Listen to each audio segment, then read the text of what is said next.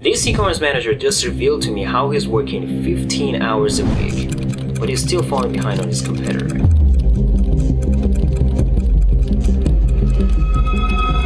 The math is not mathing for me. Yesterday I had a conversation that completely shifted how I see e-commerce analytics. This manager, let's call him David, he's a smart guy. He runs 7-figure stores. So he's a smart guy, he's a data-driven guy, and he's so intelligent. But here's what shocked me. He said I spent 10 to 15 hours weekly drowning in spreadsheet and dashboards. But somehow my competitors are moving way faster than me. I'm talking like, they're miles ahead of him. I mean, he was still kind of confused because he was like, man, I'm spending like 10 to 15 hours every single week on data, trying to understand what worked and what didn't. But I'm still behind my competitor. I mean, the math is not mathing, man. I don't know about every single one of you, but I know for sure that some of you might relate to that. Some of you might resonate with that. You might say, you know what, I can see myself in that guy. And that's when David dropped this bombshell on me. He said, I realized that I'm doing two completely different analysis, but I've been doing them backwards. See, there are two types of e-commerce manager in this world. The reporter and the predictor. The thing is, most managers are stuck at being a reporter. They've been,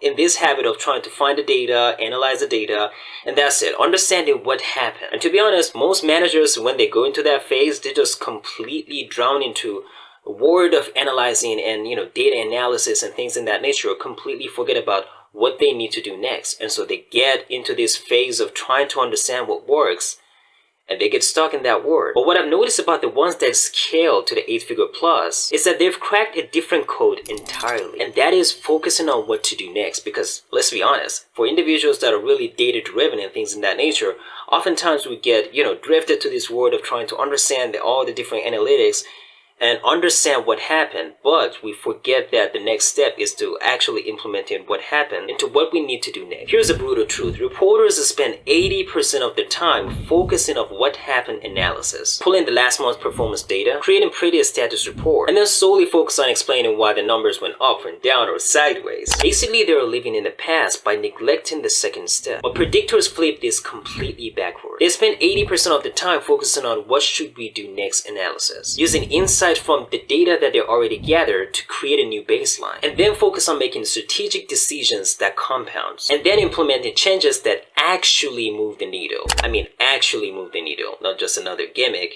something that would actually move the needle in the business. Basically, the goal is to live in the future by understanding what happened and what they need to do in order to get to that, ideal goal that they have. And so based on those analysis, based on those, datas, what they're trying to do is they will create another baseline and then focus on things that would compound those decisions, compound those wins. So instead of focusing 80% of the time on just the reports and data and everything like that, they now focus solely on things that actually move the needle in the business. And the interesting part is that the fastest scaling e-commerce brands that I had conversation with, they were usually part of this exclusive group of like-minded people that already figure all of this out.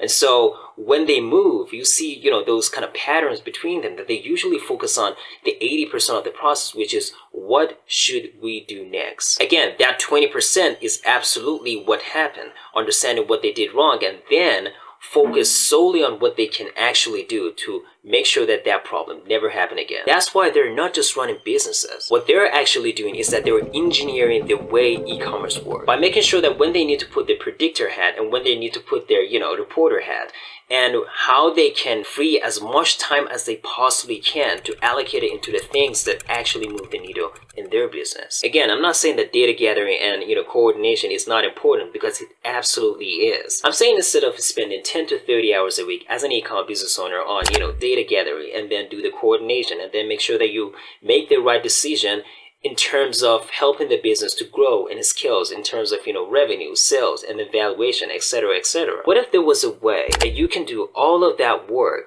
the data gathering and the coordination and making the right decision, all of that work in minutes instead of hours during the week? So instead of spending 10 to 30 hours a week, you spend 5 or 30 minutes a week. And so if you're an e-com business owner, here's what I'm really curious about. I'm doing some research on operational efficiency across different e-commerce businesses. And I need to know what percentage of your weekly data time goes to what happened versus what should we do next. And more importantly, how many total hours are we talking about? Because what David told me next about this one metric that changed everything for his business, that's gonna blow your mind.